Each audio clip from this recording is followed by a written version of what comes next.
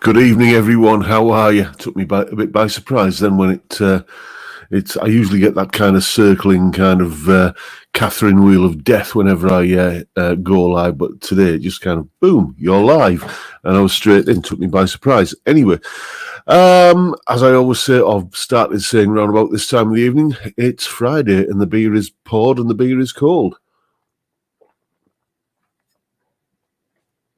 Welcome to the live stream. Cheers. Let's see, as is the custom, who we've got in. We've got John Channing first in. Congratulations, mate. Gordo Canuck, let's put you up on the screen there, mate. Doesn't it say something about empty lives when we line up an hour early for an online forum? No, it's Friday, mate. We wait all week for it. Then we've got Jeff C, and it's his birthday today. Happy birthday, mate. Who else we got? Dr. Gomez, James Hunt, and who else we got? Scrolling down before a few more people came. And then we get Vince Brennan, Johnny Random, Phil, and Dennis Flock, and Stephen Tatton, and Grandpa Joe, and Edwin Toonan, and Danny Hancock, Jeff C, Peter Collins, and Paul Trainer, Dave Lewis, and Michael Palmer. Evening, Michael. Caligero's in. How are you, mate? Ian Clarkson. Anyone? Yes. Anyone else stuck with a vision of John in a Stetson and a bootlace tie? I wonder what you're referring to, mate. Could you possibly have watched that 5150 show interview that I did the other day? Yes, indeed. Great channel, that, if you're not aware of it. You would think it's going to be all kind of very Van Halen-centric, but they cover a wide range of guitar-related topics. Great channel, young channel, need a lot more subscribers. Go and help them out by clicking the button.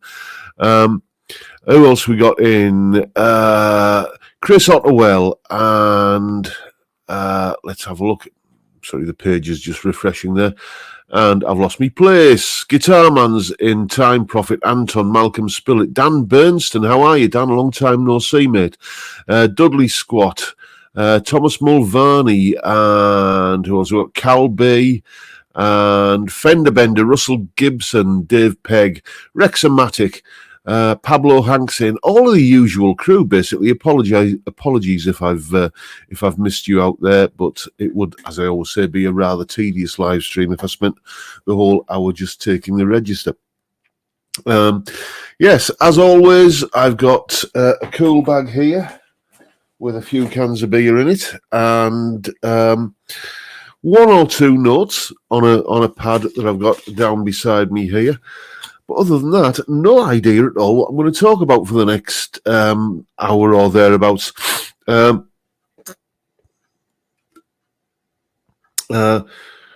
What's this? Collins. Hi, John. Any plans for the Leighton update review? Leighton update? I don't know what you mean, mate. That may be me being a bit dim, or it might have been a typo or autocorrect or something. I don't. What, Leighton? I'm not sure. Anyway, this evening's stream of verbal diarrhea will be brought to you exclusively by Holston Pills. It's they don't always have it in my local Morrison's, but when they do, I like to kind of jump on it because it's rapidly becoming one of my favourite beers. Used to drink it when I was a young wee whippersnapper, but don't know. You just don't see it that often nowadays. But what a lovely drop it is.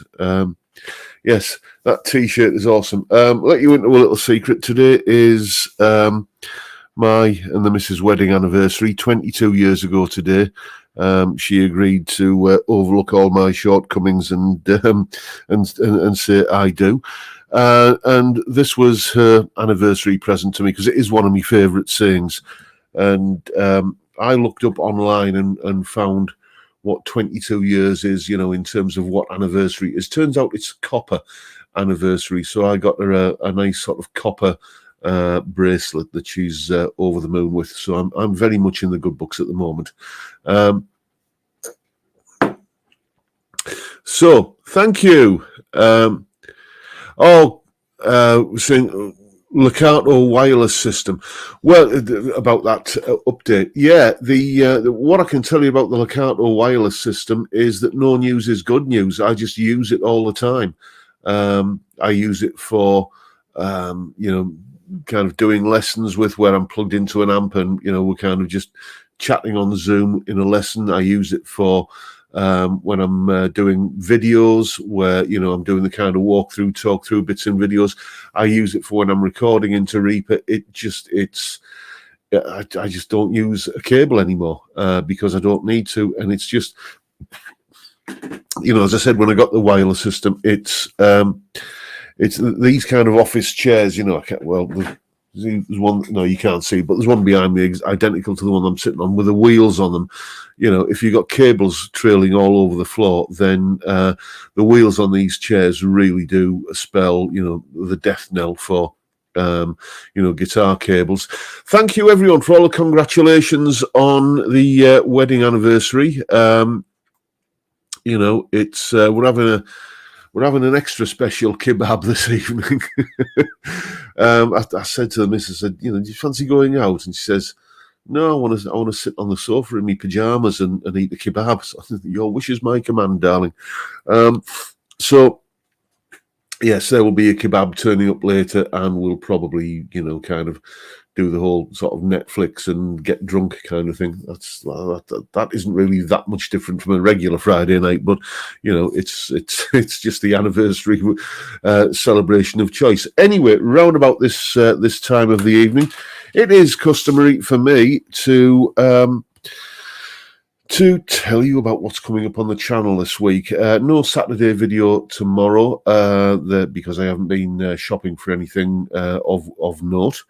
But Sunday there is the video where I'm using the Marshall that you saw yesterday, that little DSL-1CR. What an amp! What a cracking little amp that is. There's a video of me using that in a mix recorded with kind of other instruments around it. Then on Monday, it is a solo analysis, as is usually the case, and I usually like to kind of throw a few clues at you about what's going on in that. So think about probably the biggest blues album of 1988. I'll give you a bit more of a clue. It was by an American artist, not Canadian. It wasn't Jeff Healey before anybody says anything like that. It was by an American artist who was famed or is famed for his kind of pure, crystalline, clean Strat tone. So we're doing a track by a solo from one of his tracks. Anybody got any ideas who that might be? Then on Tuesday, Tuesday's video, I usually do the top 5, but this is another one of these where I couldn't reduce it down to 5, so it's a top 10. What it is, basically, one of my students is a young adolescent lad called Tim, and he basically wasn't into music when he started taking up the guitar. It was just, I think, something to do. He wasn't, kind of interested in music in any way at all. But since taking up the guitar, he's got right into classic rock, and he's only about, I think, 16 or thereabouts, this lad. So he asked me, have you got any recommendations for like albums I should be looking out for and listening to? Oh, have I?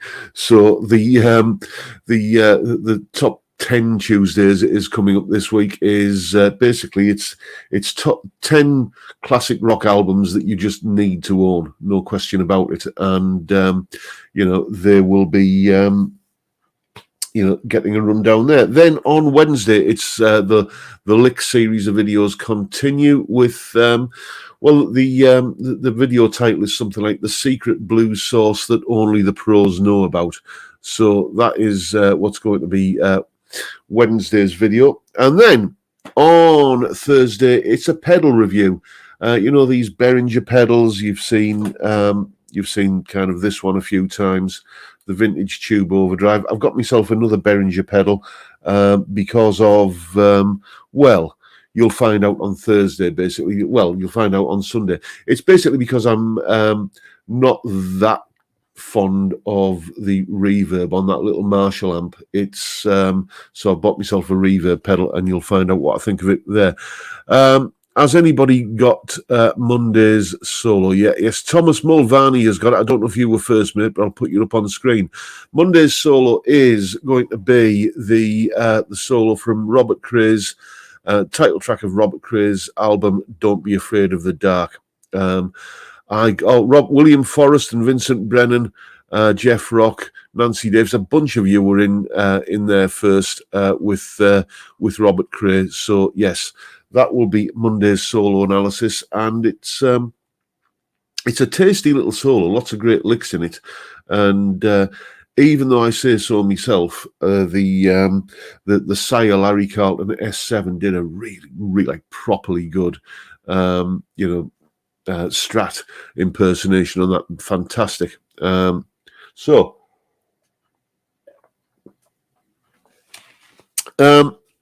What we've been talking about in the chat, yeah, Machine Head's got to be on the list. Indeed, it has. Pablo Hank. What else? John Lawson used the Behringer PA last week. Amazing. You know, I'm thinking that Behringer are becoming the new Peavey. Do you know what I mean? It's like for a long time, Peavey stuff was, quite cheap or reasonably priced. It was affordable. It wasn't like the cheapest of the cheap, but it was affordable. And, it just worked, and it was reliable, and it wasn't anything spectacular usually, but it just quietly got on with getting the job done. And I think I'm starting to think exactly the same thing about Behringer stuff now. I've got two of their interfaces. I recently got rid of a Focusrite. Sorry, did I say something wrong? No, I did. I said what I meant. I recently got rid of a Focusrite interface because it was just awful. Even with the gain turned all the way down, it was still kind of clipping, and it was just unusable. So that basically, that went in the recycle bin. But I've got two Behringer interfaces here, the Euphoria UMC22 and the Euphoria UM2, one into either of the two PCs I've got running here. And you just plug them in, install ASIO for All, and they just work. And, there's no drama, no kind of hassle setting it up, nothing like that. You just plug them in and they work. And, same with the pedals, everything. I'm really impressed with their gear. Has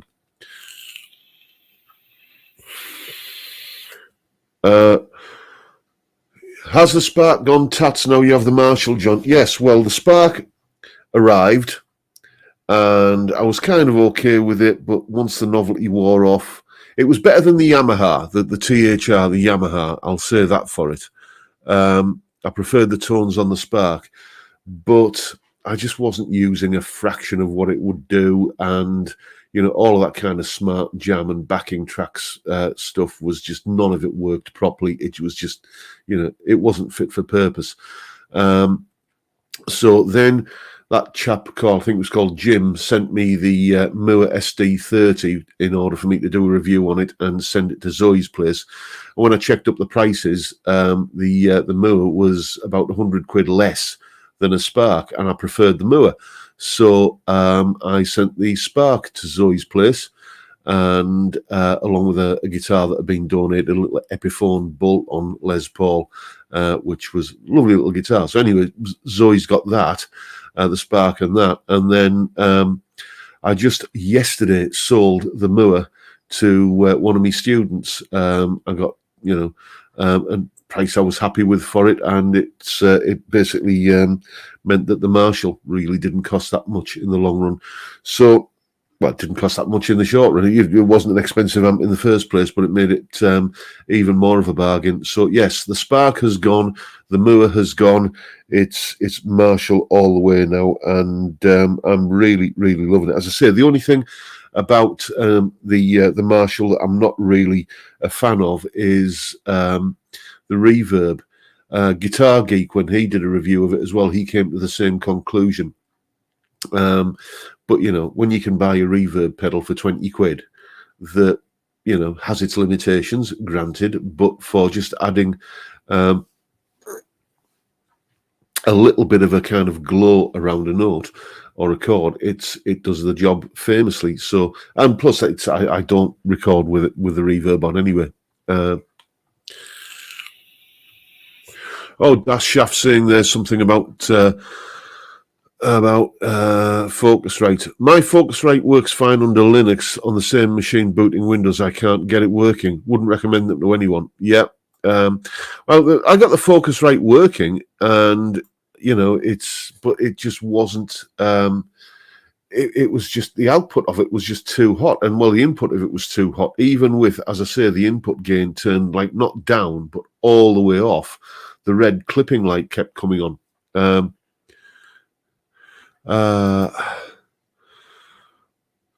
Hi, John. What are your thoughts on the GTRS S800 from all eggs in one basket perspective? I'm going to have to Google what that is, mate. So just bear with me. GTRS S800. I see what you mean. It's that guitar, that Moore guitar with modelling stuff on it and effects and stuff. It has been tried before. You know, I can't remember the brand, but it was a brand of guitars that were sort of one of these brands that were just kind of breaking through in the 80s, and then Fender bought them out. I think it was, I want to say it was Hartfield guitars, but it might have been, it might not. Whatever this brand was, I know Vinnie Moore endorsed them for a while. Anyway, and they brought out a guitar that had, you know, kind of built-in effects, built-in overdrive, built-in chorus, flange, delay, reverb, and stuff like that. And, you know, going back to the 70s, you know, I remember in my mother's mail order catalogue, there were, you know, kind of Les Paul copies by, you know, Columbus or K or some, you know, all those kind of budget brands that had built-in effects with them. The history of guitars like that, with all the effects built in, has been a bit checkered. Every now and again, they sort of come round again, a bit like guitar synths. You know, like, and this is going to be the future, but it never is. Personally, I wouldn't really have any use for one. I can see the attraction of it. You know, if you are playing somewhere where you are not going to be able to use an amplifier, but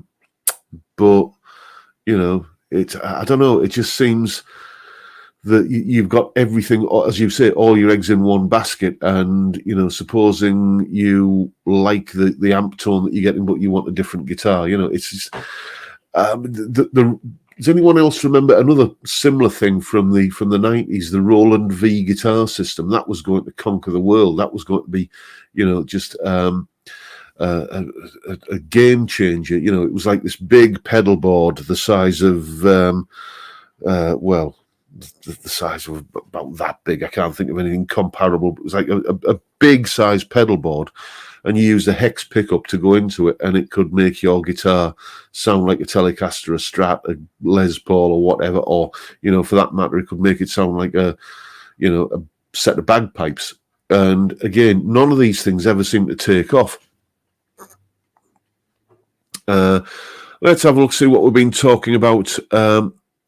Yeah, Paul Jameson, buying an amp tomorrow. It's between Blackstar and Marshall. Well, Brad, the guitarologist, I saw a video of his where he was critiquing Blackstar amps, and basically the conclusion he came to was that there is such a dearth of information about Blackstar amplifiers, about what's going on in the kind of giblets of a Blackstar amp, you know, the circuitry and stuff, that if it goes wrong, good luck getting it fixed, because no one can find a circuit diagram from which to work on. So, you know, they do have a good reputation. I've never heard of any that I don't hear, like stories of Blackstar amplifiers being, you know, unreliable. although there was a comment there about Marshall being more reliable. But, you know, I'm not an amp technician, but I do trust the opinion of someone who does make a living as an amp technician, who, you know, he said that basically, you know, you just can't get them fixed if they go wrong. So might be something to factor into your, you know, kind of calculations and, you know, musings.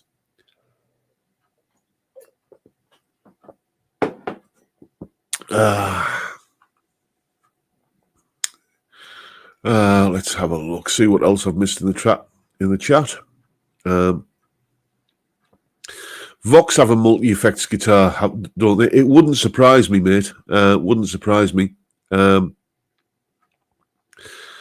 What is it with single cut guitars and G strings that won't stay in tune? It's all to do with the break angle over the nut, or not the break angle, but the angle at which the string comes out of the nut on most 3-side headstocks. Basically, the G string is turning a bit of a sharp corner as it comes like that, and then curves off round here. That said, this guitar doesn't tend to suffer from this, touch wood. But another guitar that I've been, another Gibson guitar, my mate David's been round again and lending me a guitar, and it's a severely expensive Gibson, and he's that one does suffer from it, you know, quite noticeably. I've been recording a track today with it, and you know, when you see it, which will be going up in a couple of weeks' time, you'll notice there's a few edits in there because I was getting to a point, okay, I'm out of tune again, but I don't want to, you know, I don't want to kind of start again from the start because I quite like that bit of the solo that I played. So, you know, I had to kind of put a few edits in. So sometimes they do, sometimes they don't. PRS don't tend to suffer from that kind of malady, though, because when you look at a PRS headstock, the strings do kind of exit the nut in pretty much a straight line. Patrick Eggle guitars as well, they were good for that as well. Excuse me. Anyway, a couple of things I want to talk about this evening. Yes, I've already mentioned the 5150 show. They've asked me back on again. Don't know when it's going to be, but basically they do this show where they're like ranking the tracks, where you basically just a bunch of people kind of talking about the tracks on a particular album, and they've asked me to go on and talk about the Boston eponymous first album. So that's probably going to be August sometime. I'm reliably informed. So, as I say, if you're not aware of the 5150 show, go and check them out. It's a really good channel. Enthusiastic guitar kind of you know, kind of ramblings and musings. Great. Which, what's not to like about that?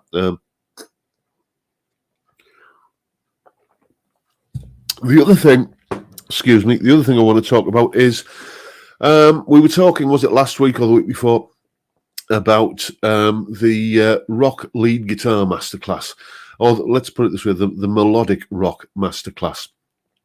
I was absolutely blown away by not just the positive response in the chat on the live stream to that, but also, oh, evening Craig, how are you, mate?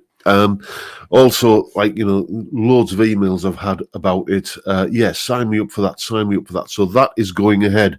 It's at a very early stage at the moment. The way I put these things together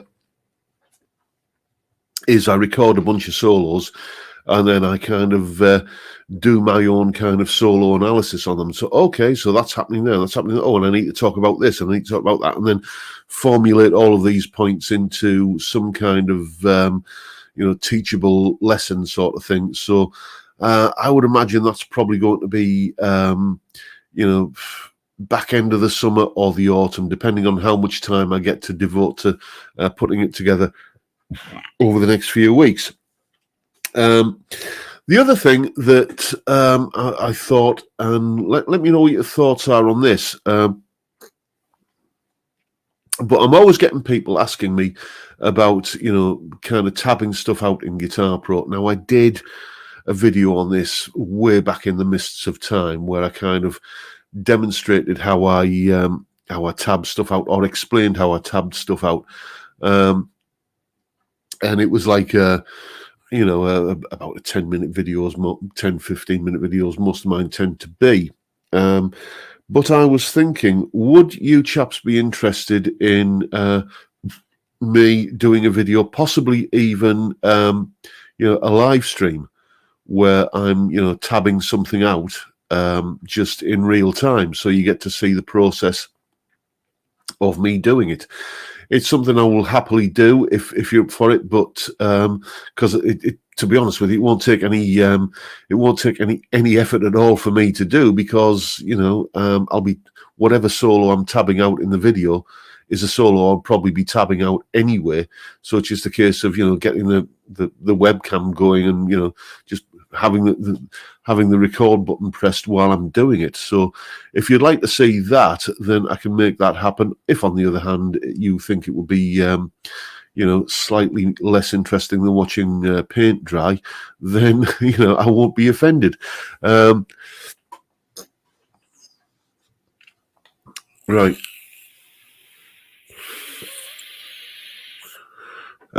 Yeah, Time Profits up for that. Yeah, he says, I have difficulty with notes in Guitar Pro 7.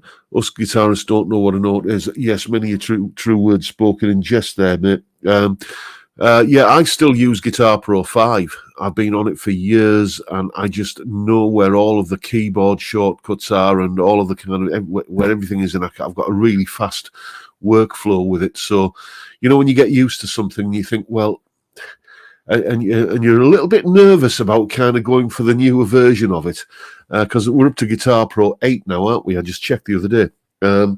So it's and Guitar Pro 5 does everything I want, really. Michael Broadhead is saying, is it okay to come up with a lovely solo with absolutely no idea why it works? Well, that's a fantastic question, mate.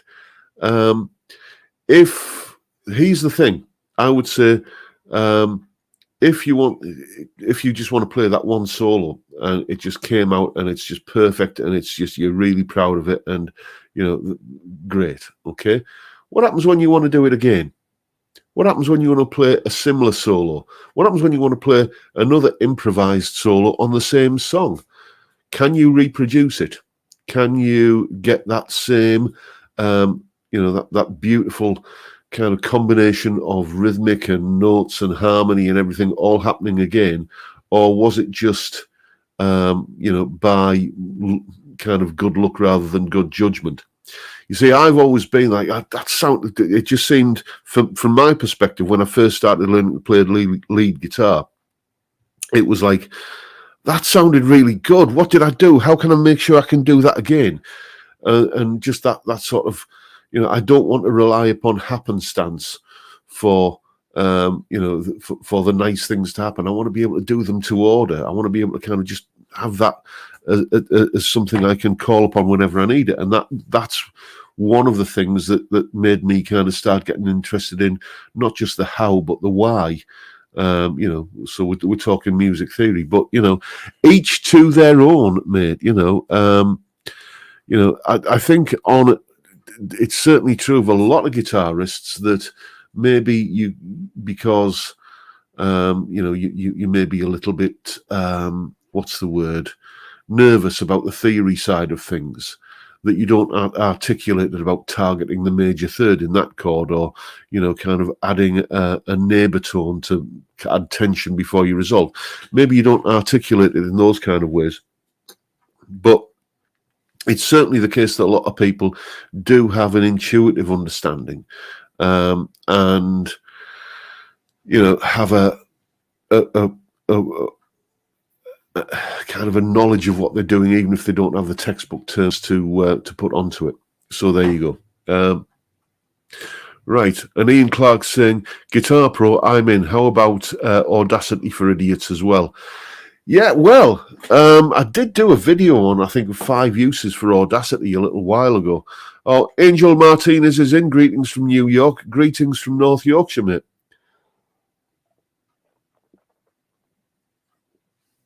Oh, this Holston Pills is as smooth thing. So, great idea, Steve. Where are we? There we go. Let's put you up on the screen. I video myself as a means of taking notes these days, as I'm prone to forgetting. Yeah, it's one of the things that it's a variation on the thing that I've often espoused, which is record yourself practicing and then listen back to it and take notes, and because you then can kind of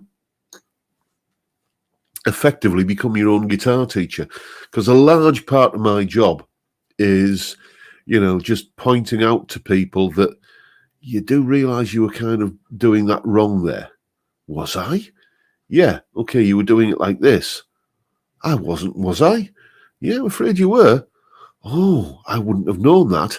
A typical thing, right? A typical thing that people do that they don't notice that they're doing is, when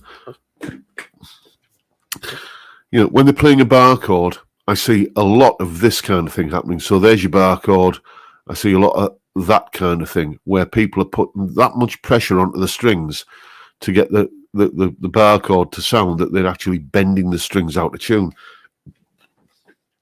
And it's one of those things that people just don't realize that they're doing. So recording yourself or videoing yourself, that's an ideal strategy for picking up on those kind of things that you just will not otherwise know what you're doing wrong.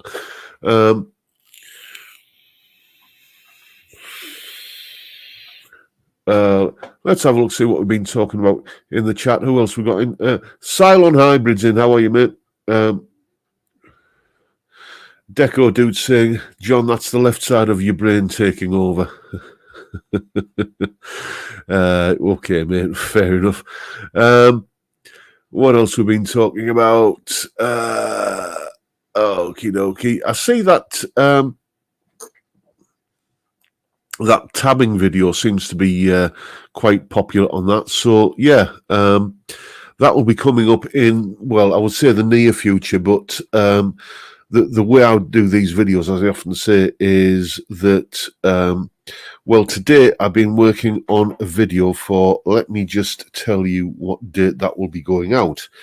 I've been working on the video that will be going out on the 17th of July. So that's how far in advance I do these videos, because I like to be ahead of the game. And at some point this year, me and the missus are thinking about having a few days away. So I want to get a good stockpile of videos uploaded, scheduled to go live, so that, there's no break in continuity.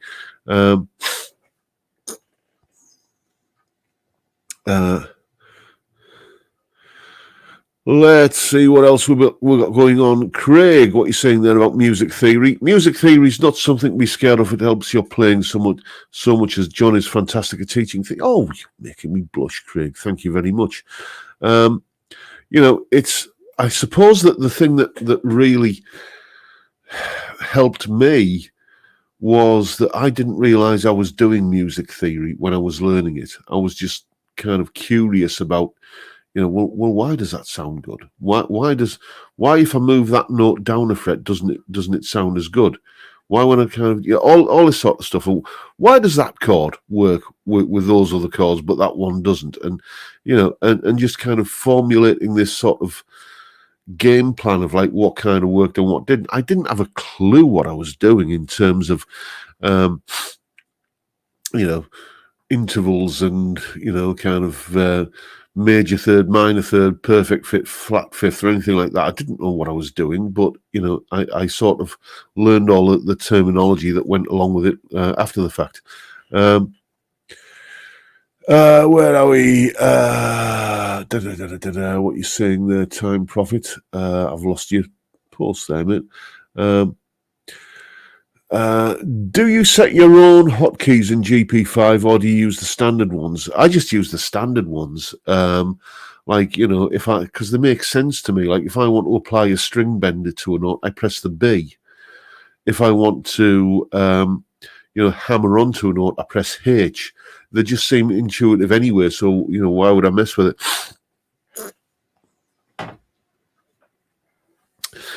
Time Prophet saying, modes have always left me blank. Now I found that it's just returning to one note more than the others. Not quite, mate. Not quite. Modes are not primarily a lead guitar phenomenon. And that is a big source of the confusion surrounding them. Okay, it's always about, people always talk about, the this is the Ionian mode, and they'll play a scale. Modes are primarily a chordal phenomenon. You set the center of gravity of a piece of music, the focus, the tonality, as we call it, of a piece of music by biasing it towards a particular chord, and then you react to that with your lead guitar playing in ways that I've explained many times. So that's basically what that's my take on modes anyway. Let's 60s man's in. How are you, mate? That's a great question, Mississippi Blues. Can you or have you done a video on choosing and using a pick? Well, it's one of those things. It's like choosing. For me, it's a case of choosing choosing the jam that you're going to put on your toast. I've said many times I use these Jim Dunlop Jazz 3s.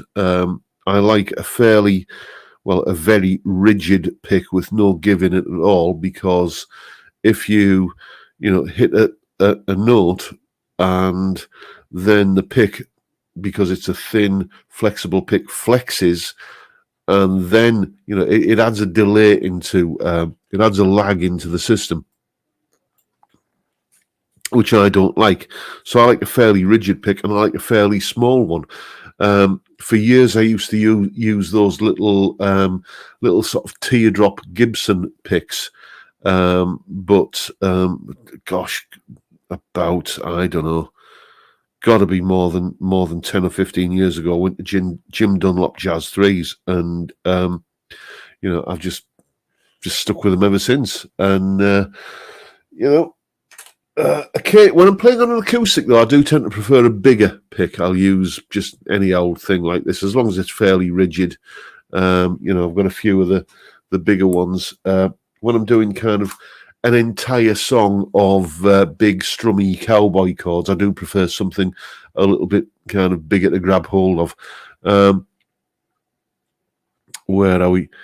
The Gibson picks smell as they wear. I've never noticed that.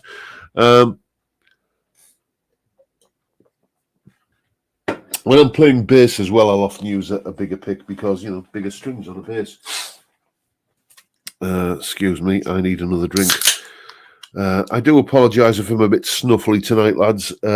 My hay fever is absolutely, kind of going mental today. It's just, I never had hay fever. I never had allergies until I was well into my 30s. And then suddenly it just all kind of, it's like getting wisdom teeth. It just kind of arrived. Where are we? So let's see. Let's put you up there on screen. Gal7615. Hi, John. How much are your guitar lessons, and would you take an older player stuck in a rut? Thanks. Older players stuck in a rut are my stock in trade, mate. That's, I get lots and lots of people who are, gentlemen of a certain age, and ladies sometimes of a certain age who, have been playing for a while, or, they just want to kind of refresh their skills. So, yes, no problem with that. You can get in touch with me via the website, johnrobsonmusic.co.uk. Go to the lessons page. Just write me a message there, and we can, kind of have a bit of a back and forth. In terms of price, the first lesson is free, no obligation, no, you can basically try a lesson either in person or via Zoom, and, no obligation, no pressure. because I'm confident that you'll want to come back for more. And after the first free lesson, it's £90 for a block of 6 lessons, and no expiry date. Once you've paid for them, you've got those lessons in the bank, and they're good till you've used them up. If you want to go for a bit more, you want to commit to a bit more, then you can go for 12 lessons for £160. Or if you just want to pay as you go, you can pay £19 per single lesson. Each lesson is roughly 40 to 60 minutes in length, and I'm flexible on times. You don't have to have the same time each and every week if you work shifts, or if life gets in the way. We can work around those kind of things and come up with times that suit us both. Excuse me, I'm very windy tonight as well. Michael Broadhead saying, have you seen Bill Bailey's comedy routine about major and minor keys? I think I probably have. I've got to tell you, my favourite Bill Bailey routine about music has to be the one where he's talking about U2 and, kind of how the Edge uses lots and lots of effects to achieve his tone. If you're not familiar with it, go and check. Just go on YouTube and check Bill Bailey U2. It's not a long clip, but it's absolutely fantastic.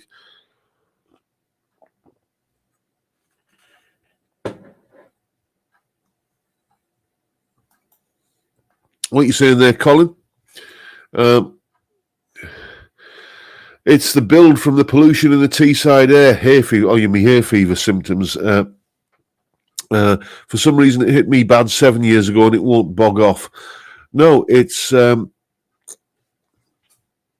have good days and bad days with it, and the bad days are, it's a bit of a pain, but it's not intolerable. I can get on with my life. It doesn't sort of, make me miserable or anything. You just crack on with stuff, but I'm just aware that it's there. It's that sort of. It's like cold or flu symptoms that that don't, get like a cold or a flu, or a bad cold, and take away the aches and the sore throat and the headaches and stuff like that. Just the kind of nasal and that sort of stuff. It's that's what it is. But as I say, it's not the end of the world. I can crack on through it. I just take an antihistamine to kind of to kind of take the edge off it. Anyway,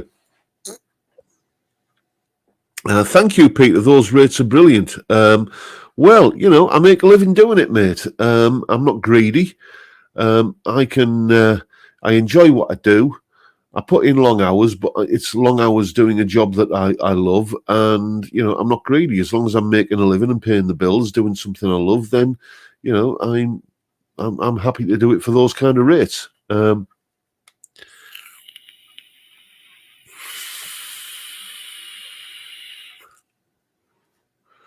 Where are we? Oh, thank you, Ian. Let me put you up on screen. You deserve to be up on screen for that. Award from our sponsor. John's lessons are worth every penny. Thank you. Ian is a long-suffering inmate of mine.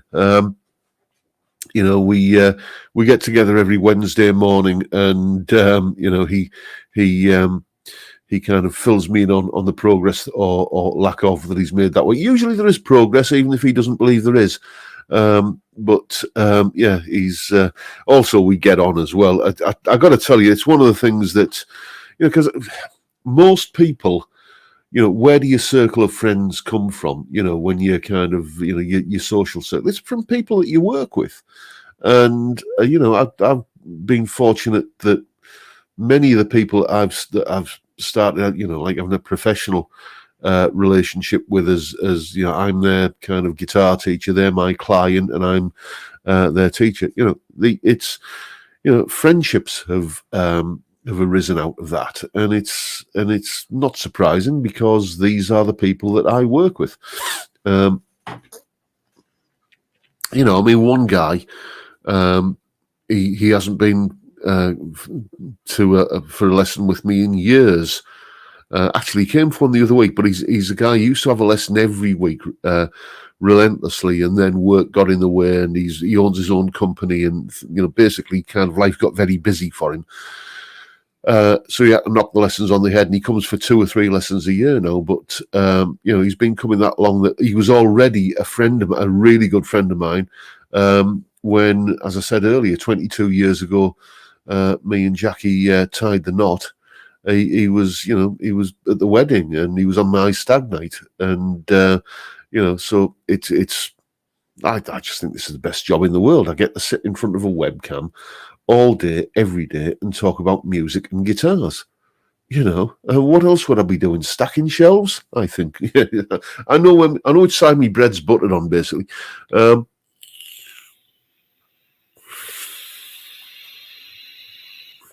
What a fantastic question, Nancy. Why is strumming called strumming?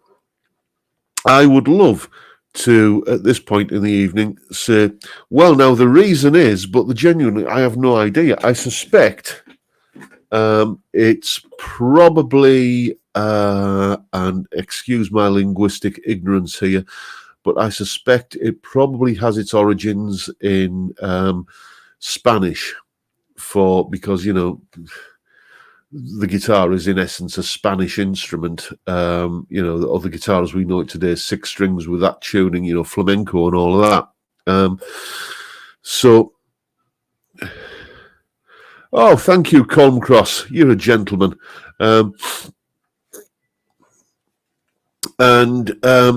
So I suspect it's kind of an anglicised corruption of some Spanish word. That's the best information I can give you, and even that is little more than, well, it's not even little more than, it is an educated guess, and not very educated at that. Comcross, you want to get some lessons off me, mate? Well, you know what to do. Just hit me up via the website, johnrobsonmusic.co.uk. Fill in the email form on the lessons page, and we can sort out something to mutual that suits us mutually. So yeah, crack on. Thank you so much. Deco dude. John, even if one of your vids come up that I don't want to watch, I watch the ads, then turn it off. Thank you, mate. That's kind of a bit of a backhanded compliment. Even if one of your vids come up that I would hope you'd want to watch them all, mate. But thank you. What actually makes more of a difference, to be honest, is people watching to the end of the video. So even if you're kind of if I'm blethering on about some topic of which you have absolutely zero interest in, but you want to kind of show your support for me, then just open a new tab on your browser, press mute on my video, and let it play till the end, and that kind of helps me in the algorithm. So thank you.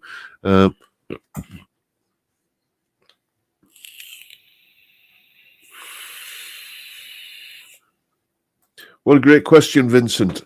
How much influence does the music you grew up with inform playing? Is it difficult to block out those influences for new ones? I'm of an age now, of a vintage now, where thank you, Jason. That's for Zoe's place. You are a gentleman and a scholar. Thank you so much. Yes, music that you grew up listening to. As I said, I'm of a vintage now where I can look back on things with a bit of perspective. And I've got to tell you that the music I first listened to when I was like a young wee whippersnapper was is massively, massively important to me, and it's shaped my my life really. I grew up on a diet of 50s rock and roll and the Shadows. And from 50s rock and roll, I got into blues. And from blues, I got into kind of classic rock. And from blues, I also got into jazz. And all of those things, you take a random selection of my, musical tastes. I mean, anybody who is a Patreon supporter who gets the monthly podcast will know that the way I start off the podcast every month is I basically get my phone. It's where is it? It's here. It is. Get my phone, which has got all my MP3s on it. Hook it up to the PC, and I go onto the music player. Random shuffle on the music player, all songs, and it literally could be anything that comes up every month, but usually there'll be a classic rock tune, there'll be some kind of 70s pop thing, and there'll be some kind of blues thing, or variations on those kind of themes, and those of it influenced me playing. It's the reason. I think you can also say it's the reason why you don't like things that you don't like. It's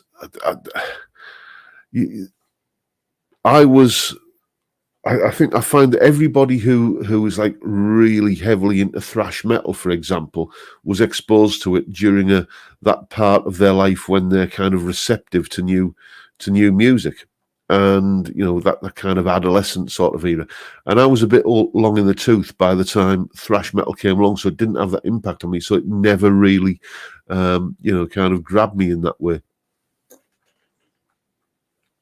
So anyway, that was a bit of a long-winded answer to a simple question, but yeah, the music you listen to growing up is massively important.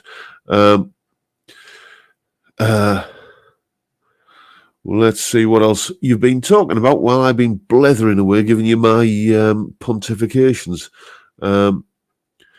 Let's have a look. Gordo Canuck saying, I'm still playing early Beatles and you can't knock the Beatles. Indeed. That is a whole hobby horse that I can get onto. Even if you, which I won't, but I'll just say that, even if you're not a Beatles fan, then you are probably a fan of a band that were influenced by the Beatles, because they pretty much influenced everybody. Johnny Random saying, I'm still waiting for Ernie. Yes, Benny Hill, Ernie, the fastest milkman in the West. It'll crop up one month, Johnny. David Evans, have I missed much, John? About 52 minutes and 20 seconds, mate.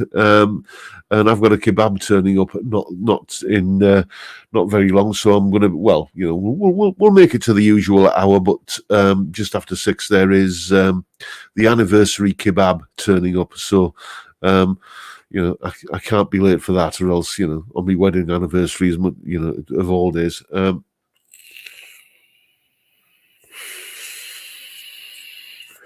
Megalock Ellie. Saw the new Elvis movie last night. God, he was a talent that wasn't looked after properly. Indeed, it was. I suppose it's being charitable. The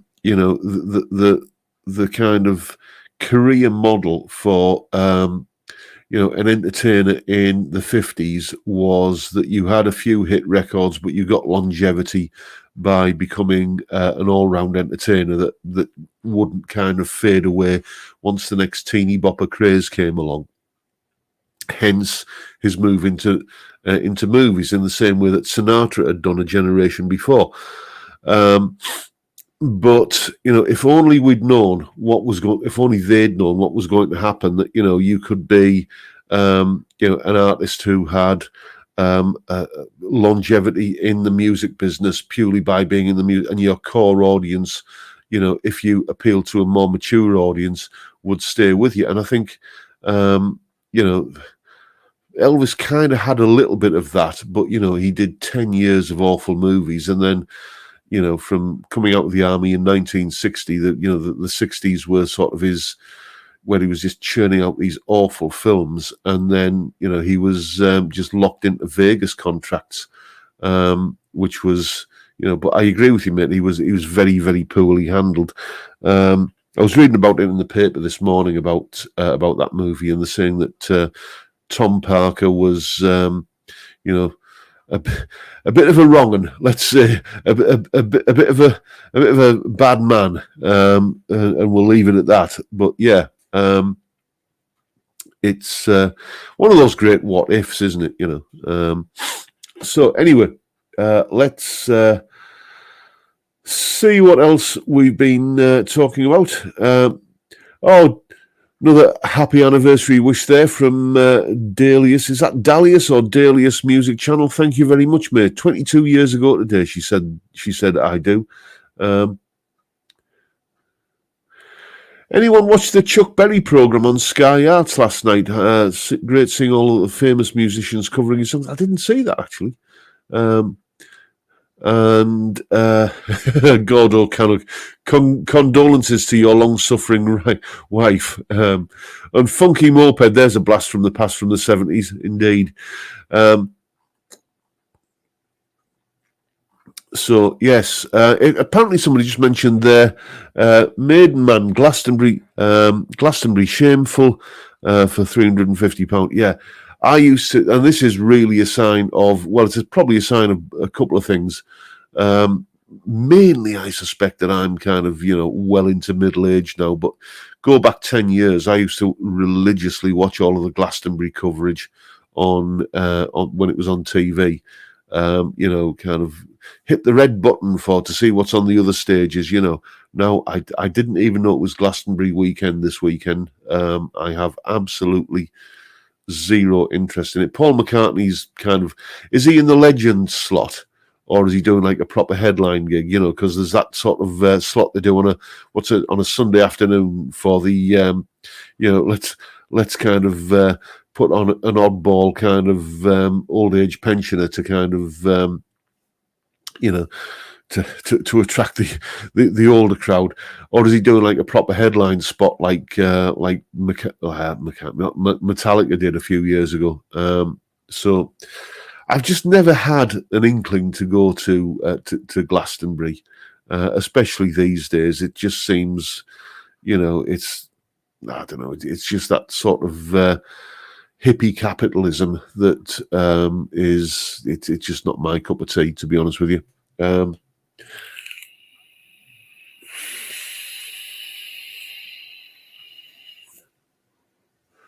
James Hunt saying, I'm 49 now and I don't bother watching Glastonbury anymore. Yeah, it's just, I don't know. The same was true of Download. I used to watch Download all the time, but or the coverage of it anyway. But it's just, you find yourself, well, what I'll do is I'll record that.